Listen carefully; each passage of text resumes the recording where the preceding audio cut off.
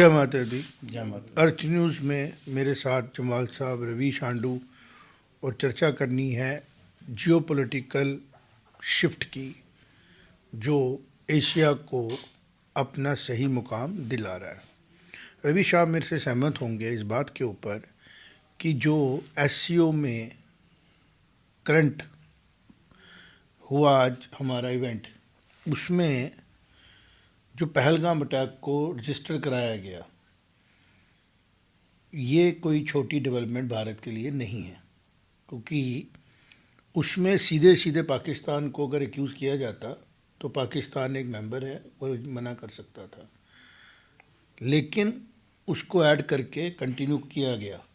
ये बताता है कि प्रेशर बिल्ड किया जा रहा है पाकिस्तान पे कि वो आहिस्ता आहिस्ता अपनी गलतियों को सुधारे। और अमेरिका अमेरिका को एज ए कंट्री नहीं कह सकते कि अमेरिका एज ए कंट्री ही भारत के खिलाफ है, लेकिन जो थिंक टैंक्स हैं उसके, जिसको ये डीप स्टेट ऑफ अमेरिका बोलते हैं, कहीं ना कहीं वो अब पूरे विश्व में एक्सपोज हो रहा है और सभी कंट्रीज़ को पता लग रहा है कि there are people those who try to destabilise other countries through various means. Provocation भी करते हैं वो लोग, शरारतें भी करते हैं। तो कहीं ना कहीं ऐसा लग रहा है कि जो पाकिस्तान के अंदर, इस्लामिक कंट्रीज़ के अंदर ख़ास तौर पे अमेरिका के लिए एक हेट्रेड है ना कॉमनर्स में, वो सही भी है, क्योंकि ये बात ऑब्ज़र्व करने वाली है कि जहाँ अमेरिका मदद करता है वहीं पे ही अमेरिकन फोर्सेस के अगेंस्ट, अमेरिकन थॉट के अगेंस्ट लोग बात करते हैं। नहीं तो 9/11 नहीं होता। 9/11 अमेरिका के ख़िलाफ़ इसलिए किया गया क्योंकि ठगा हुआ महसूस किया उन सब ताकतों ने, क्योंकि बिन लादेन को तैयार किया था अमेरिकन एजेंसीज़ नहीं, अमेरिका की ताकतों ने। उनको लगा इसने एंड में हमें धोखा दे दिया, ये इस्लामिक कंट्रीज़ के ख़िलाफ़ हो गया, यही हुआ ना अल्टीमेटली। तो ऐसा भी हो सकता है कि ये लोग स्टडी करते रहते हैं रिलीजन को, फेथ को, और जैसे अंग्रेज़ों ने भारत में किया। कास्टिज़म तो अंग्रेज़ों ने लाया ना भारत में। भारत में तो कास्टिज़म था ही नहीं, ना हिंदू मुस्लिम सिख ईसाई का कोई फ़र्क था, और ना भारत की सभ्यता ने तो मुग़लों के साथ भी आहिस्ता आहिस्ता अकल टकाने लगा दी थी, अकबर की भी, कि भाई दीन अलाई जैसा कोई सोच, इस्लाम के फंडामेंटलिज्म से बाहर आ जा और उसको तू ज़्यादा प्रैक्टिस ना कर। लेकिन अंग्रेज़ जब यहाँ आए, उन्होंने देखा ये तो टूटते ही नहीं है लोग, ये तो हर कास्ट क्रीड का कलर आपस में मिलता है, there is no division of anything, तो ये लोग टूटेंगे ही नहीं, तो हम इन पर रूल कैसे करेंगे। तो उन्होंने कास्टिज़म को प्रमोट किया, एक के से दूसरे को लड़ाया, दूसरे, वही थॉट जो है अमेरिका के वो लोग लेगेसी के तौर पे लेके चल रहे हैं कि कुछ भी हो जाए, हमने अब लोगों को लड़ाना है और वेपन बेचने हैं, और इसी तरीके से टेक्नोलॉजी को भी एक्सप्लॉइट करना है, उनकी पॉलिसी को भी फिट करना है, उनकी एक्सटर्नल अफेयर्स को फिट करना है, उनके इंटरनेशनल प्रॉब्लम्स को हल करना है। जो एक्सपोज हो गए, टेक्नोलॉजी ने ही उनको एक्सपोज कर दिया। अब जैसे हम अर्थ न्यूज़ में जम्मू जैसे शहर में बैठे हैं, हम इंडिपेंडेंटली सोच पा रहे हैं, हम बात कर रहे हैं, तो ऐसा नहीं है कि बात इधर रुकेगी, हज़ारों से लाखों, लाखों से करोड़ों में पहुंच जाती है और फिर एक डोमिनेटिंग फोर्स बन जाती है। इन्होंने, अमेरिका ने बड़ी कोशिश की कि हम लोग जो हैं इस तरीके से चले कि वेस्ट को कभी पता ना लगे, क्योंकि रशिया में एक प्रॉब्लम थी, एक इसमें एक अभी बैठे बैठे मेरे दिमाग में एक बड़ी बात आई, तुम भी इसको एंडोर्स करोगे, वो ये बात आई राजा भैया, चूँकि भारत इज़ इंग्लिश स्पीकिंग, ये बात बड़ी इंपॉर्टेंट है जो मैं कहने लगा हूँ, भारत भी इंग्लिश स्पीकिंग है ज़्यादा, और इंग्लिश इज़ द लैंग्वेज जो अमेरिका यूज़ करता है कम्युनिकेशन के लिए। रशिया नहीं है, चाइना नहीं है, चाइना के लोग ज़्यादा इंग्लिश नहीं समझते, रशिया के लोग भी ज़्यादा इंग्लिश नहीं समझते, लेकिन भारत के लोग समझते भी हैं, बोलते भी हैं, कम्युनिकेट भी करते हैं। तो इसलिए जो अमेरिका का नैरेटिव था, अमेरिका की जो सुप्रीमेसी थी, बोल दिया कर दिया, दूसरों को समझ आने में टाइम लगता है। हम लोग तो अमेरिका के सब चीज़ों को देख पा रहे थे ना। तो जो डोनाल्ड ट्रंप ने मिसचीफ किया बाद में, मुझे लग रहा है कि there is a bigger problem going inside America right now, जिसकी वजह से पूरी दुनिया को परेशानी हो सकती है। कैसे हो सकती है? अमेरिका वर्ल्ड की एक बड़ी स्ट्रॉन्ग इकोनॉमी है, मैक्सिमम कंट्रीज डॉलर पे डिपेंड है लेन देन में, है ना, सारा ट्रेड उस पर चलता है। तो कुछ लोग उसको एक्सप्लॉइटेशन की तरफ लेके जाने लगे, क्योंकि अंदर अंदर से जो उनका मेन प्रॉब्लम है ना, उधार, जो उनके सिर पे स्टेट का ही अपना उधार है ना, जो कंट्री चलाने के लिए $35 trillion is not a small amount. उसके इंटरेस्ट रेट्स क्या है, ये बीच की बात है। और वो अपनी कंट्री को सस्टेन कैसे करेंगे, क्योंकि उनके एक्सपेंस भी वैसे हैं, उनके हर चीज़ उनकी कॉस्टली है। अगर हम रियल टाइम की बात करें कि अभी हमने ब्रेड लेनी है इंडिया में, पाकिस्तान में, और वही ब्रेड उतनी क्वांटिटी की हमने लेनी है यूएस में, तो मुझे लगता है कि the cost is multiple time higher actual में। यही है ना सच्चाई। It is good for everything. Livelihood की बात करें तो अमेरिका को सस्टेन करने के लिए बहुत वेल्थ चाहिए, और वो वेल्थ उसकी कहाँ से आएगी? अपने लोगों को देगा तो लेगा ना, वो उनको देगा तभी लेगा, देगा कहाँ से तो लेगा कहाँ से? तो इसलिए उसके लिए बहुत ज़रूरी है वो इम्पोर्ट करे चीज़ें अपनी। तभी उसने कहा मैं एग्रीकल्चर देता हूँ, मुझसे कुछ तो खरीदो। यही हुआ ना बात। लेकिन उसके लिए उसको एक अपना पॉलिसी शिफ्ट की ज़रूरत थी, और बड़े पर्दे से उसने अपनी चीज़ को संभालना चाहिए था, जो कि वो नहीं संभाल पाया। वो टेक्नोलॉजी में एक्सप्लॉइट कर रहा था, रिसर्च में बड़े बड़े अच्छे रिसर्चर्स वहाँ से आए, स्पेस टेक्नोलॉजी को उन्होंने बहुत जल्दी एक्सप्लोर कर लिया, नासा जैसे सेंटर्स उनको मिल गए, एंटरप्राइज आ गए, माइक्रोसॉफ्ट जैसे कंपनीज आ गई। ये सारी इनोवेशन है ना, इनोसेंट से इनोवेशन है ना। इनोसेंट लोग इनोवेशन कर सकते हैं, जो लोग मैनिपुलेट नहीं करते हैं, जो लोग अपने काम पे ध्यान लगे रहते हैं, जो बड़ी ज़्यादा थ्योरीज नहीं करते हैं, वही इनोवेट करते हैं ना, लगे रहते हैं अपने काम में। तो ये सक्सेस स्टोरीज पूरी दुनिया में किसने बेची? अमेरिकन लाइफस्टाइल ने। आहिस्ता आहिस्ता उस चीज़ को उन्होंने एक्सप्लॉइट किया। मेरे को जो समझ में आ रही बात, अब वो एक्सप्लॉइटेशन हो गई है ख़त्म, क्योंकि टेक्नोलॉजी ने अपने आप को कर दिया ओपन।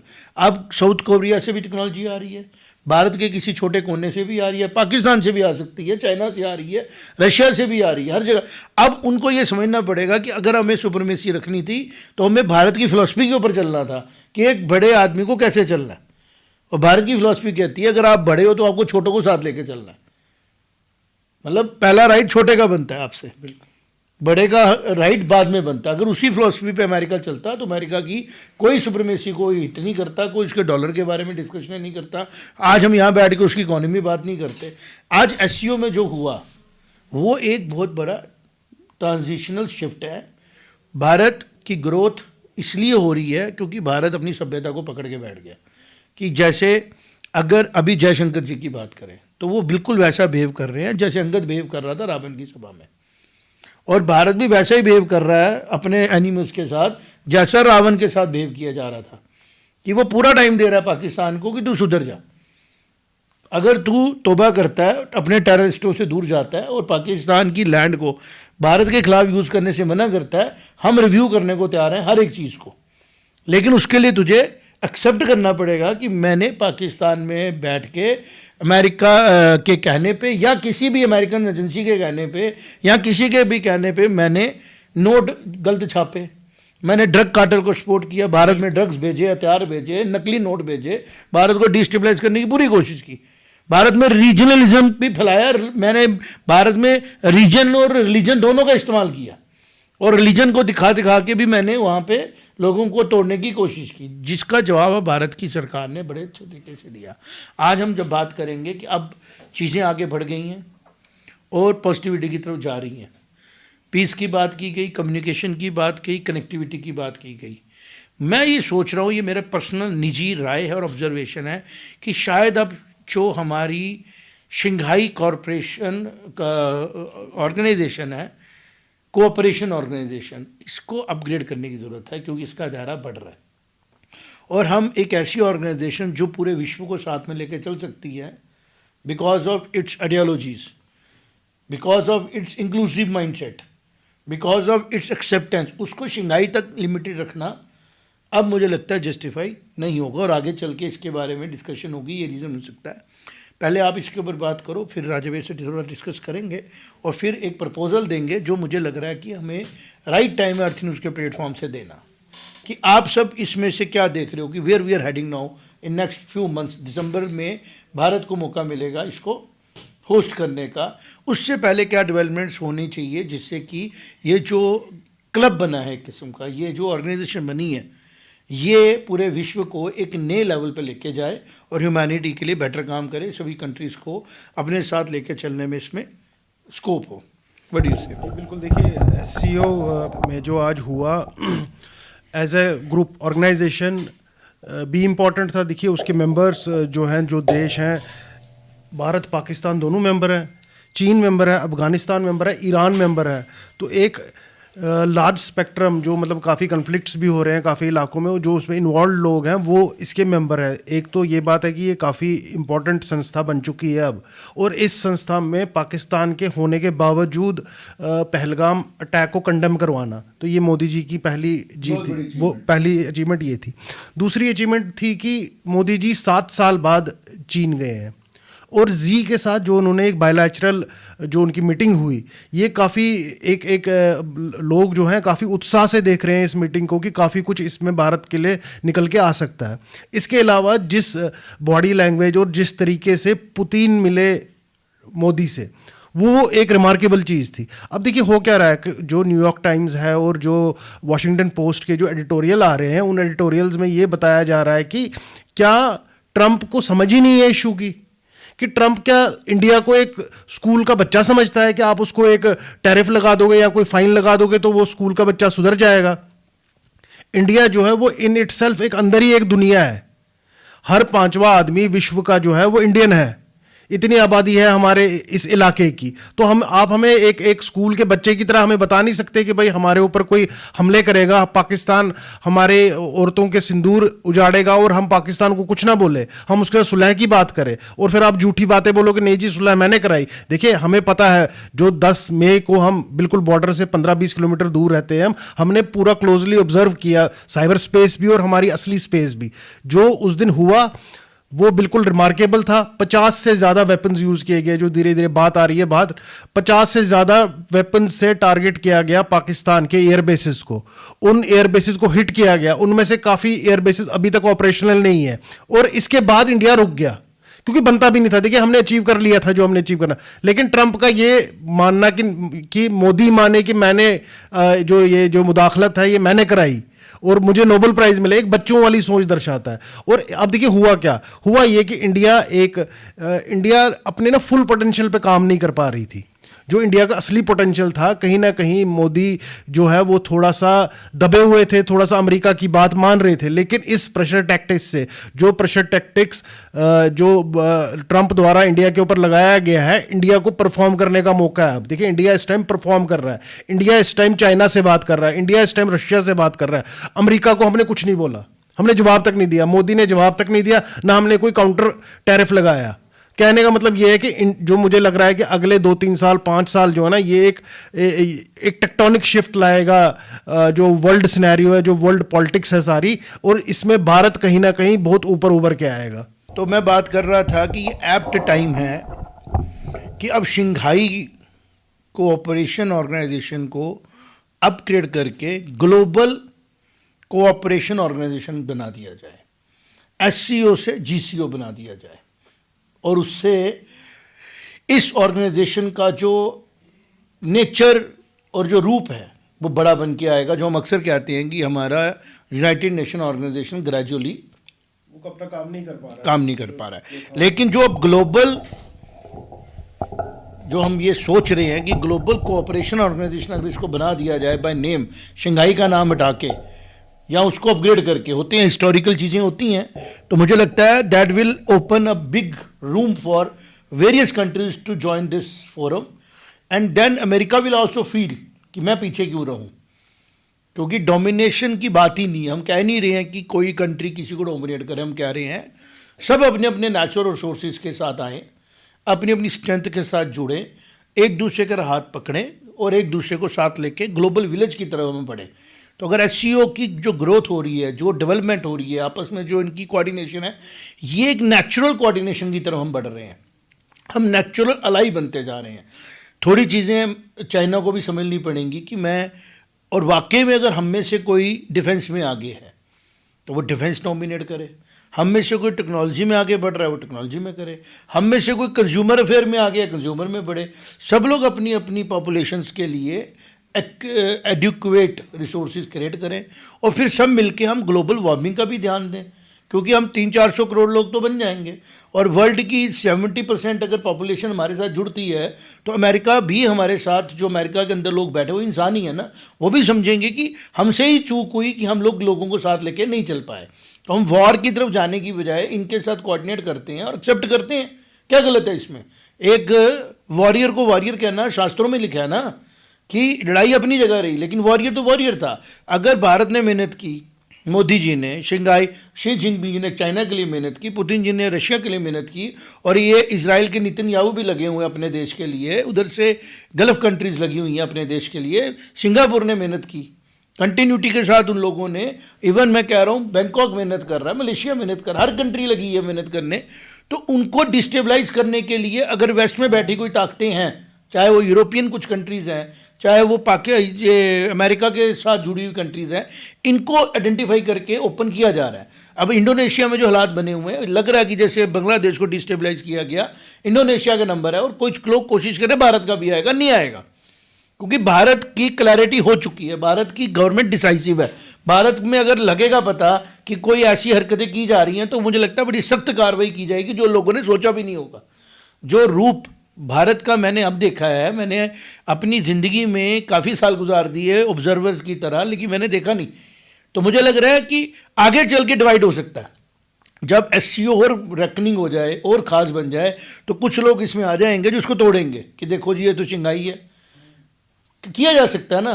तो दिस इन एप्ट टाइम कि शंघाई कॉरपोरेशन कोऑपरेशन ऑर्गेनाइजेशन को सब मिलजुल के दिसंबर वाले समिट में ही अपग्रेड करें, बेशक शंघाई रखें फिर इसका नाम, लेकिन इसका ग्लोबल डाल दें। और अगर हिस्ट्री की बात करें कि शुरुआत हुई थी as a Shanghai cooperation organisation between a small group of countries, अब हम इसको देख रहे हैं कि सभी लोग इसका पार्ट बनना चाहते हैं, क्योंकि लीडरशिप क्लियर है।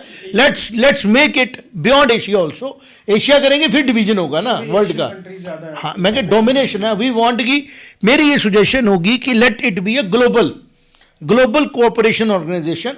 और अगर चाइना को लगता होगा कि मेरा नाम, तो ग्लोबल नाम चाइना मोस्टली यूज़ करता है, ग्लोबल टाइम्स यूज़ करता है, तो उसको भी सेटिस्फेक्शन होगी। मैं सुबह जब सोच रहा था तो मेरे दिमाग में आ रहा था कि United Nation Organisation, United States of America, तो यूनियन ऑफ रशिया थी, हमने यूनियन नाम नहीं डाला, हमने यूनाइटेड डाला, एक अपनापन होता है। इसी तरह हम चाइना की जो इस टाइम की मेहनत है उसको इंडोर्स करेंगे, भारत भी इंडोर्स करेगा कि चाइना टेक्नोलॉजी में आगे बढ़ा, चाइना ने हार्डवर्क किया, चाइना ने अपने आप को डेवलप किया, और हम उसकी डेवलपमेंट से फ़ायदा लेंगे, और हम ले भी रहे हैं। हमारी इंडस्ट्री बहुत ज़्यादा डिपेंड है चाइनीज़ गुड्स के इनपुट्स के ऊपर, चाइनीज़ टेक्नोलॉजी के ऊपर भी हमें डिपेंड है, पूरा ग्लोब ही डिपेंड है। तो जो जिसने मेहनत की उसको हम अप्रिशिएट करें ना, स्पोर्ट्समैन स्पिरिट की तरह, उसके साथ एनिमिटी थोड़ी करनी है। तो अगर हम लोगों ने उस टाइम यूनाइटेड कॉमन वर्ड डाल दिया, तो इस बार हम ग्लोबल भी डाल सकते हैं कि ग्लोबल कोऑपरेशन ऑर्गेनाइजेशन को लिया जाए, और फिर हम पीस की तरफ बढ़ने का चांस ज़्यादा हो गया कि इसमें सभी कंट्रीज़ के लिए स्कोप है। और ये जो कोऑपरेशन ऑर्गेनाइजेशन है ना, ये कोऑपरेशन की तरफ ही जाएगी, फिर जंग की तरफ नहीं जाएंगे, फिर नेटो का सोच, ब्रिक्स की सोच अलग नहीं रहेगी।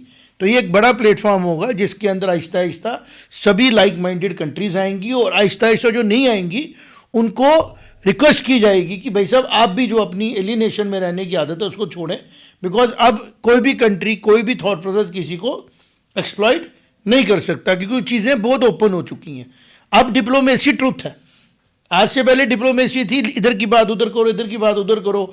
आज टेक्नोलॉजी की हेल्प से डिप्लोमेसी सच है। अब सीधी सीधी बात करो, एक्सेप्ट करो कि ये भारत की स्ट्रेंथ है, एक्सेप्ट करो ये चाइना की स्ट्रेंथ है, एक्सेप्ट करो ये रशिया की स्ट्रेंथ है, एक्सेप्ट करो ये अमेरिका की स्ट्रेंथ है, एक्सेप्ट करो, और फिर अपनी अपनी जगह पे हर एक कंट्री, हर एक आइडेंटिटी को आप अपना अपना काम करने दो, अपनी स्ट्रेंथ पे आप डटे रहो, और उसकी वीकनेस में उसकी सपोर्ट करो, और आपकी वीकनेस में वो सपोर्ट करे। तो इसी तरह मिलजुल के सभी हेड्स जो हैं, सभी कॉन्स्टिट्यूशंस जो हैं, वो अच्छे तरीके से फ्यूचर में जा सकते हैं। और हम तो शायद देखेंगे नहीं देखेंगे, लेकिन वर्ल्ड एक बड़े बेटर पोजीशन की तरफ जाएगा। फिर हम ग्लोबल वार्मिंग भी हैंडल कर सकते हैं, फिर हम पोल्यूशन भी हैंडल कर सकते हैं, हम पॉपुलेशन ग्रोथ को भी समझ सकते हैं, हम अच्छे फूड की तरफ भी बढ़ सकते हैं। लेकिन जब हम शुरुआत करेंगे, तो शुरुआत मुझे लगता है एशिया से हो चुकी है। हमने एग्जाम्पल दे दिया, हम कोई वॉर की वजह से इकट्ठे नहीं हुए हैं। चाइना, रशिया और इंडिया का एक प्लेटफॉर्म पे आना ये रिमार्केबल ग्रोथ है, और उसके साथ इस्लामिक कंट्रीज़ का भी जुड़ना ये रिमार्केबल ग्रोथ है, ये रिमार्केबल डेवलपमेंट है ग्लोबल प्लेटफॉर्म पे। और फ्यूचर इसी तरह बढ़ रहा है कि दो ऐसे लोग, और बड़ी एक चैलेंज आने वाला है वर्ल्ड को, फेथ को यूनाइट करना, कि सब लोग डिवाइड, जिस बात पे डिवाइड हो सकते हैं, खाने पीने पे डिवाइड कोई नहीं इतना ज़्यादा होता, लेकिन फेथ पे हो सकते हैं, क्योंकि फेथ कंट्रास्ट है। और उन फेथ के ऊपर भी डिस्कशंस होंगी ऐसे खाली इसमें कंट्री को डिस्कशन नहीं होगी, उन कंट्रियों के लोगों का फेथ क्या है, कैसे हम कॉमन फेथ के साथ आगे जा सकते हैं विदाउट डिस्टर्बिंग ईच अदर।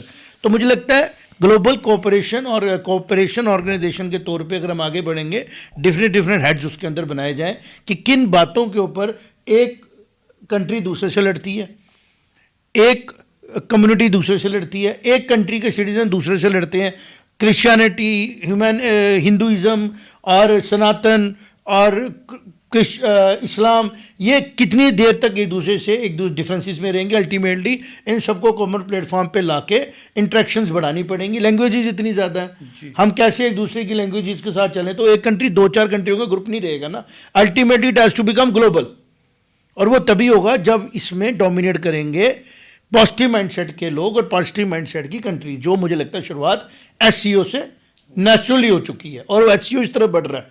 और अगर आज चाइना ने पहलगाम को एक्सेप्ट किया, ये एससीओ की माइंडसेट को दिखाता है। रशिया से पेट्रोल हम खरीदते रहे, ये एससीओ के माइंडसेट को दिखाता है ना। नेटो ये काम नहीं कर पाया, नेटो तो ब्रिटेन को भी होल्ड नहीं कर पाया अपने साथ, जो उसका मेन मेंबर था जी, निकल गया ना उसमें से, ब्रेक्जिट हो गया।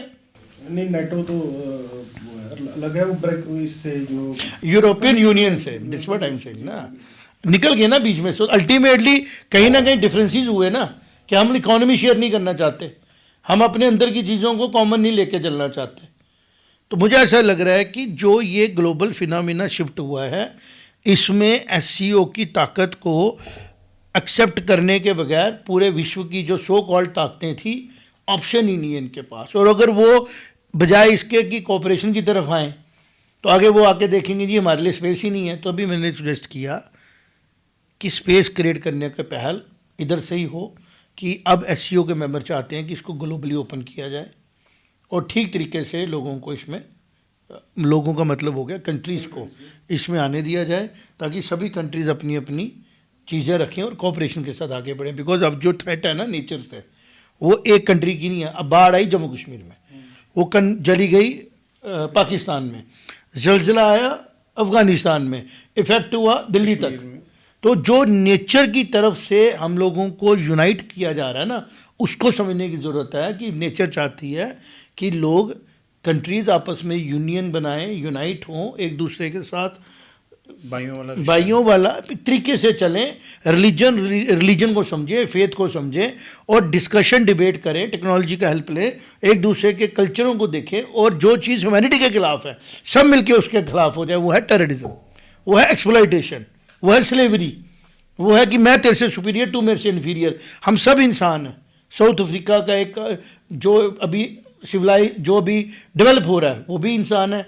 जो कोई आदिवासी जंगलों में रहता है, वो भी इंसान है। हमने सब पूरे ग्लोब को देख के चलना है, और वही कंट्री, वही सोचें एक्सेप्ट की जाएंगी जो इन चीज़ों पे काम करेंगी। तभी मैंने कहा ग्लोबल कोऑपरेशन ऑर्गेनाइजेशन की तरफ बढ़ना नेक्स्ट स्टेप होना चाहिए शंघाई कोऑपरेशन ऑर्गेनाइजेशन का, क्योंकि बड़े अच्छे से जब इसको कंसीव किया गया, इसने अपना काम किया। और अगर आज इंडिया पाकिस्तान की वार फुल फ्लैज नहीं लड़ी है, गई है, तो उसमें मुझे लगता है इस बहुत बड़ा रोल शंघाई कोऑपरेशन ऑर्गेनाइजेशन की इंटरेक्शन का भी है, कि अल्टीमेटली प्रेशर्स आए कि हम लोगों की एक आपस में सहमति बनी है, हम लोग डायरेक्ट किसी के साथ कन्फ्लिक्ट में नहीं जाएंगे। तभी इंडिया ने भी समझा कि कल मीटिंग में मेरे साथ पाकिस्तान का रिप्रेजेंटेटिव बैठा होगा, तो मुझे सिर्फ टेररिज्म को हिट करना है, बाकी मुझे पाकिस्तान से कोई पर्सनल एरिया नहीं है। और हमने ऑलरेडी कोऑपरेशन के एग्रीमेंट्स किए हुए हैं कि हमारी आपस में बायलैटरल बात होगी, हम आपस में बैठ के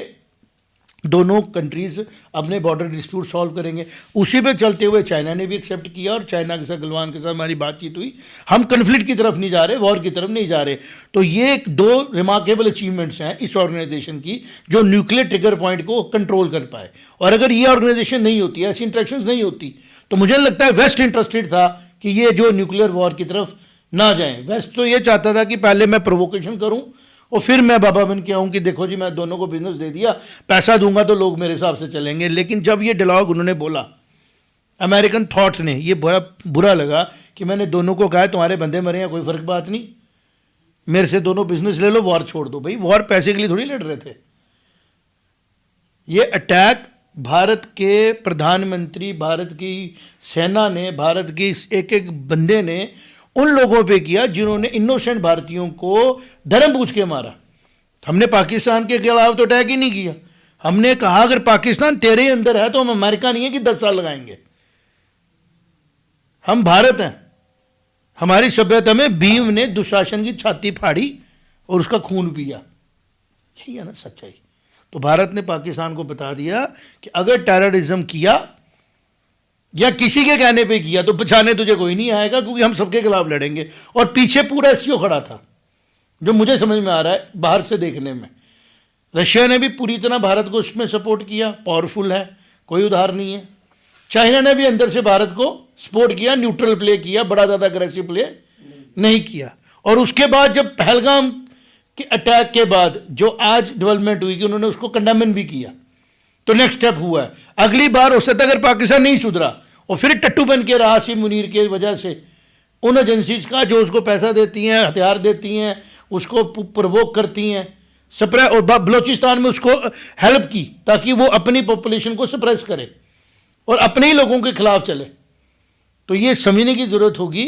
तो शायद नेक्स्ट एससीओ की मीटिंग, अगर वो ग्लोबल नहीं भी बनाते हैं, एससीओ की मीटिंग जब होगी, इंटरेक्शन होगी, समिट होगा, तो शायद पाकिस्तान को एलिनेट भी कर दें कि तेरी वजह से बाकी डिस्टर्ब हो रहे हैं। तो बड़ा ज़रूरी है इसको ग्लोबल लुक देना, बड़ा ज़रूरी है इसकी इंटरेक्शंस को बढ़ाना, क्रॉस कंट्री डिस्कशंस करना। और जो एशिया वैसे भी वर्ल्ड का एक लार्जेस्ट हमारा एक एरिया है, उसको अपनी जायज़ चीज़ जो है वो शायद आने वाला समय दे रहा है। और भारत उसमें एक ऐसा रोल प्ले करने वाला है, सबको पास लाने वाला, सबके साथ डिalogue कराने वाला, सबको साथ में लेके चलने वाला। और चाइना अपना रोल प्ले कर रहा है, रशिया अपना रोल प्ले कर रहा है।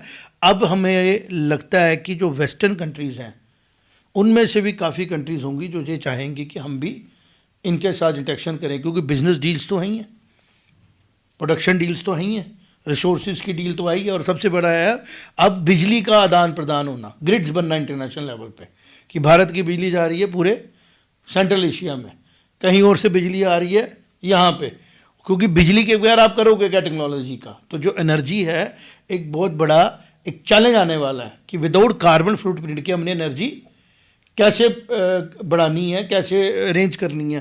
तो उन सब के लिए आपस की कोऑपरेशन मुझे लगता है बहुत ज़रूरी है। और जो न्यूक्लियर बम्स हैं, न्यूक्लियर फ्यूल है, उसको Aahista Aahista nuclear green energy की तरफ लेके जाना चाहिए, ताकि कुछ सालों में वो सारा फ्यूल जो बनाया गया ख़त्म हो जाए और ना ही कोई ह्यूमैनिटी को एक्सप्लॉइट करे और ना ही कोई आपस में लड़ाइयाँ करे। We move towards a better and secure future. और ये बात ठीक है, भय बिन होए ना प्रीत, हथियार रखने हैं, लेकिन वो रखने सिर्फ किसके लिए हैं कि कोई एक दूसरे को एक्सप्लॉइट ना करे। तो आज का हमारा मकसद ये था कि जो एससीओ का सक्सेस है, इसको देखते हुए आगे चलते एससीओ को लेके कन्फाइन ना किया जाए, उसको एक्सप्लॉइट ना किया जाए कि ये ग्लोबल थोड़ी है, ये तो लिमिटेड कंट्रियों की है। इट्स अप्रोप्रिएट टाइम कि सारे एससीओ मेंबर सोचें इसको रीनेम करके हम ग्लोबल कोऑपरेशन ऑर्गेनाइजेशन बनाएं। जय माता दी।